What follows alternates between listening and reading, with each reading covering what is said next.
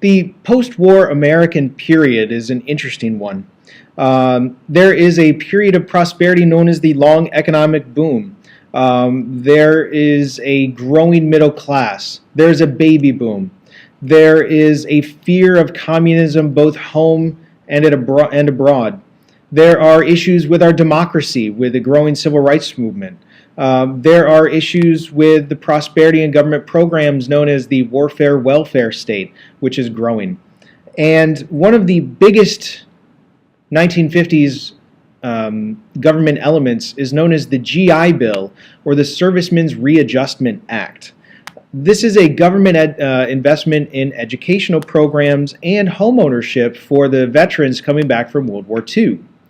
There are a number of reasons for this. First of all, it was just thought it would be a good economic policy, but also there was a concern about what to do with all of those women and minorities that had stepped up and took those factory jobs during the war.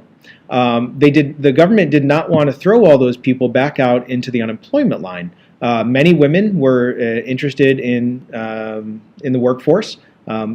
Unfortunately, what happens is about 2/3 of them are going to be sent back home. About 6 million women join the workforce. Only about 2 million are going to be allowed to come back. Most of them are sent back to their traditional homemaker jobs. But the government also saw this as educational investment, as future jobs program investment. Many veterans took part in the GI Bill. These GIs come back home. They are able to go to college. They can go to trade schools. We have a more educated, more skilled workforce because of this. And that helps feed into that economic prosperity and growth in the post-war period. The post-war America, the 1950s, has this long economic boom.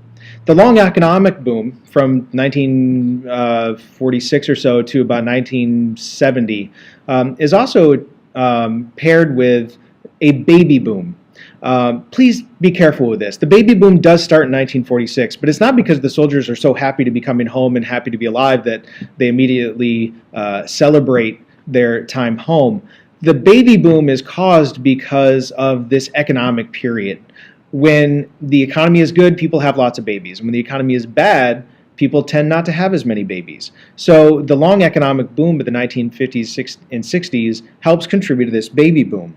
The baby boom also causes a number of issues, including an issue with education system. We have to rethink that.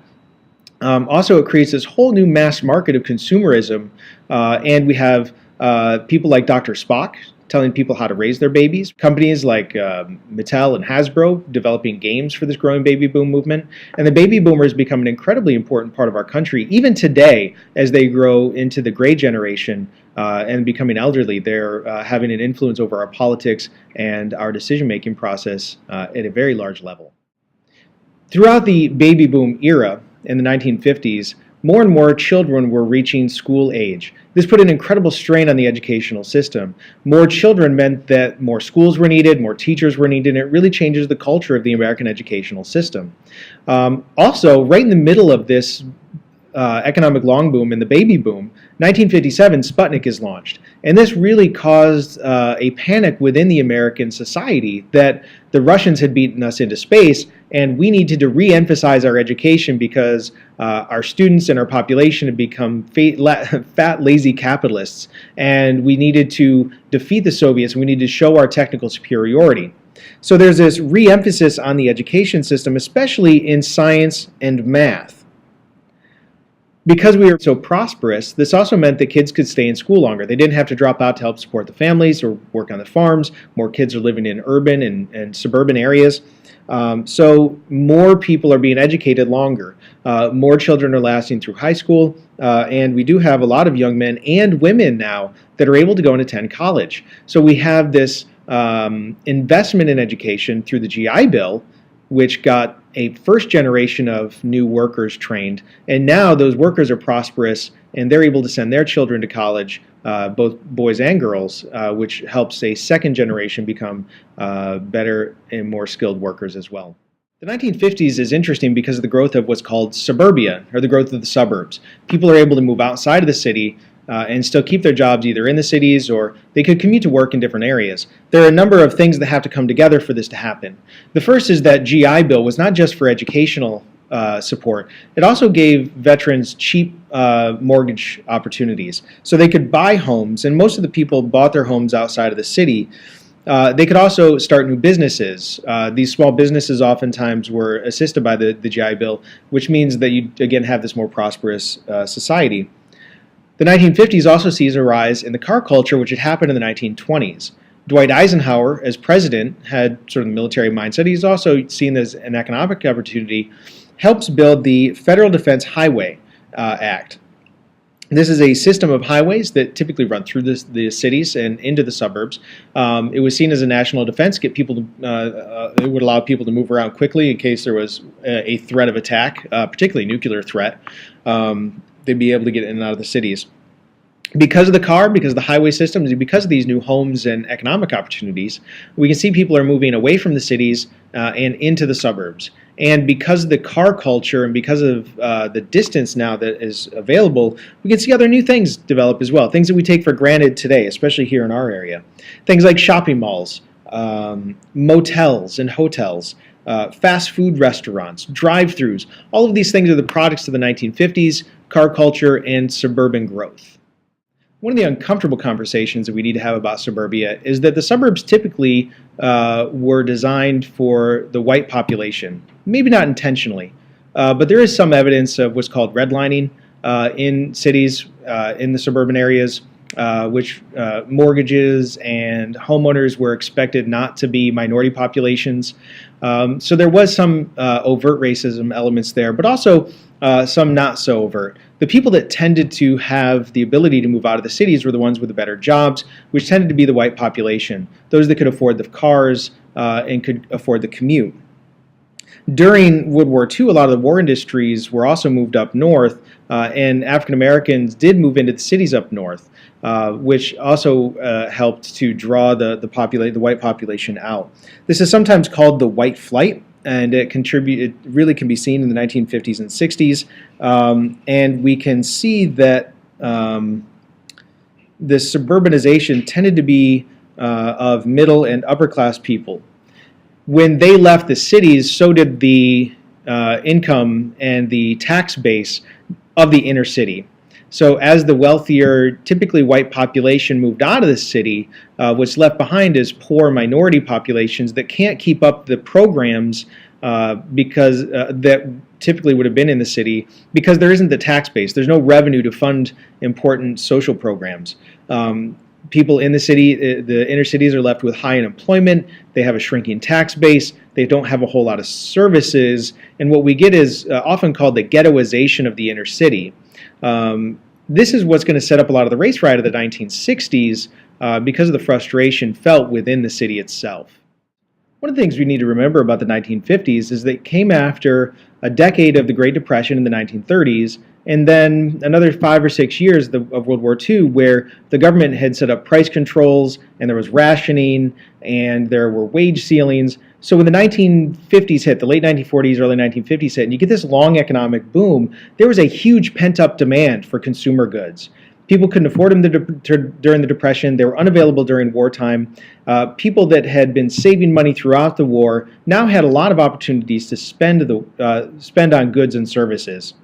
It really helped to create a new consumer culture in the 1950s, which helped feed into our capitalist system. The baby boom also helps with this because now parents are expected to buy items designed specifically for growing families. You need to have cribs and diapers and then toys and board games and all of this stuff going through the baby boom and as the kids grow older. Demand also increases production. And more production means more jobs, and more jobs means more growth economically. It's the opposite of what happened during the Great Depression with that vicious cycle. We now have a virtuous cycle rising up through the economy. The Cold War also helped to contribute to this economic boom because the government is going to spend an increasing amount of money on the military. We call this the warfare state. There's new weapon systems that need to be built. There's new defense systems that need to be built. We're going to get into an arms race in several different ways with the Soviet Union.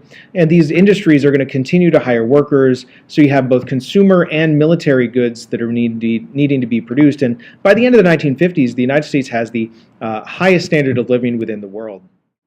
During the 1950s and 60s, during this time of the long economic boom, remember that we have this new highly educated class of workers because of things like the GI Bill and more access to education. And when we have this highest standard of living and we have these differentiated economic jobs, what we can see is that new occupations are developing. We have a differentiation in what's called white-collar jobs or white-collar occupations. These are people that wear ties to work, right? White-collar, white shirts. It's in places like clerical professions, managerial positions, sales, advertising, insurance, communications. These are white-collar jobs, people that work with their heads and not their hands. The different type of jobs are often called blue-collar jobs. These are manufacturing jobs, factory jobs, people that are working with their hands less than their heads. It doesn't mean that the blue-collar jobs are any less mentally strenuous or unnecessary. It just means that we have this new class of management and we have the working class, the middle blue-collar class. We also see that there's a rising middle class, people that aren't wealthy but aren't poor either. Remember, even in the 1920s, about half the population was living below the poverty line. There wasn't really much of a middle class. Now we have a new middle class that has money to spend on things. Businesses can offer new products to buy. They're advertising new things. By the 1960s, most people had a television. Most families at least had one car. This wouldn't have been heard of in a previous generation. Our standard of living is rising. We have this white-collar and the blue-collar differentiation now. But we also have this growing middle class of people that can support a family and buy some of the extra things. This new middle-class society needed to know what to buy, and advertisers were more than willing to let them know what they needed. During the 1950s, we have, again, a return to that buy now, pay later mentality with the rise of the first credit cards. Nothing like what we'd have today, but there is an increased use of credit, which allows an increasing rise in consumer debt. And the way that people found out what it is that they needed to buy was through new mediums, new ways of learning about things. Print, more catalogs were being sold, more flyers are going to be sent in the mail. TV becomes incredibly important as an advertising tool. This is where commercials develop. We have billboards along the highway. We have new ways and new technologies that are helping foster this old buy now, pay later consumer mentality. The 1950s and the post-war period is a time of medical miracles. The post-war period saw this advance in medical technologies that really impacted the health and longevity of the American population. The war helped a lot with this. During World War II, we had this class of medics that are going to be developed that are seeing these battlefield injuries and they're figuring out new ways to help treat them.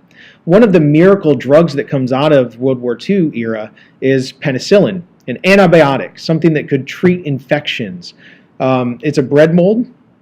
It was discovered by accident, but it became incredibly important. And we see soldiers surviving wounds in World War II that wouldn't have been survivable before because of things like gangrene, a simple bacterial infection that can now be treated. Lots of other diseases are going to be treated by penicillin, and we see this breakthrough because of it with new antibiotics and new drugs that are seen as miraculous in the 1950s that helps people's lives and their longevity. Scientists also developed new vaccines, like the vaccine for polio and measles and smallpox, which instead of people developing an immunity because they get the disease, they can now be treated for the disease through a vaccine which prevents them from getting it in the future. Polio in particular was nearly wiped out because of vaccines created by Jonas Salk. Surgeons also developed new techniques. Open heart surgery was developed in the 1950s. Things like bypasses and other heart surgeries were developed at this time. These life-saving techniques were very impactful on our demographic patterns. People are living longer and they're going to start moving to new places to live. Infant mortality drops and the Americans live longer, so we have more people. Just an incredibly interesting medical technology era. The baby boom and the rise in population, combined with the increased longevity of Americans and the falling birth rate, led to some interesting unintended consequences. For one, there's an increase in the demand for foodstuffs. Foodstuffs just means food. It could be meat, vegetables, grains. And this demand in the post-war period led to a need to advance agricultural technologies. And there was this explosion in new agricultural tech. New pesticides are developed, new chemical fertilizers are developed, foods are altered in order to grow more or to make them more hardy or to, in a number of different ways, just change them, change their nutritional content. We can see that the way that food is grown is changed. We no longer have a lot of small family farms, but now there's this consolidation into large commercial farms, like Tyson Chicken, a huge commercial farm. There's a reliance on chemicals, which, again, isn't always bad, but it does have unintended consequences. We needed the extra food, so we needed these new fertilizers and pesticides. Otherwise, the population would starve. But it does have some long-term environmental impacts. For example, the use of DDT as a pesticide caused birds' eggs to become incredibly fragile, and we nearly lost several species of birds because of the use of that chemical. This leads to the 1970s and the development of something called the Environmental Protection Agency, the EPA, signed into effect by Richard Nixon. This was designed to prevent some of the bigger environmental concerns. We still have the EPA today, although it's a bit more controversial. There is also a growing concern with global warming. More animals needed for meat production means more gases into the atmosphere. More people means more energy needed, more food to be produced. All of this leads to changing climate issues and global warming, or as some scientists prefer to call it, global weirding, because it's not just about whether it's warm or not. All of these are concerns, the chemicals, the fertilizers, the changing genetics of the food, global warming. All of this comes about because of the changing demographics in the post-war period. Remember that during World War II, women were encouraged, especially those white middle-class traditional homemakers, were encouraged to go into the factories and take part in traditionally male-dominated employment. When the war was over, though, in the late 40s and 50s, these women were expected to go back to the home and give their jobs back to the returning veterans. About a third of the women were able to keep their jobs if they wanted them, but most were expected to go back into those traditional stay-at-home wife and mother roles. Early in the 1950s, the women were wrapped into this growing suburban culture and this consumer culture. Their role was chiefly as the chief consumer for the family, which can be seen through the advertising and media.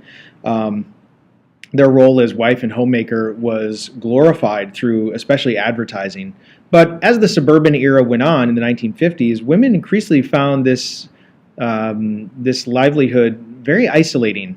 And many found consumerism unfulfilling, and they wanted more out of life than just being stay-at-home. By the 1960s, about 40% of women are going to be working outside of the home, but they're still going to be stuck in jobs that were less than what their male counterparts would have. They're still going to be limited to careers in traditional women's work, things like nursing, teaching, domestic service, social work, retail, secretarial work. So they're still in traditionally female-occupied jobs, and if they could get a job in a managerial position or could get a job that a male would have had, they're going to be paid a fraction of the cost or a fraction of what a male would earn. This is especially frustrating to women that now had an opportunity to go to college for the first time. They're going to be graduating college, they're going to be trying to look into the workforce, and they're not going to find anything there as an opportunity. So they want something more. And it's in this environment that in the early 60s, Betty Friedan publishes her book called The Feminine Mystique, which argues that the traditional homemaker role is really something that's forced upon women, and that women can be fulfilled in other ways. They don't have to be traditional homemakers. They can have a career and be fulfilled in that way as well. And this is the start of an early first wave feminist.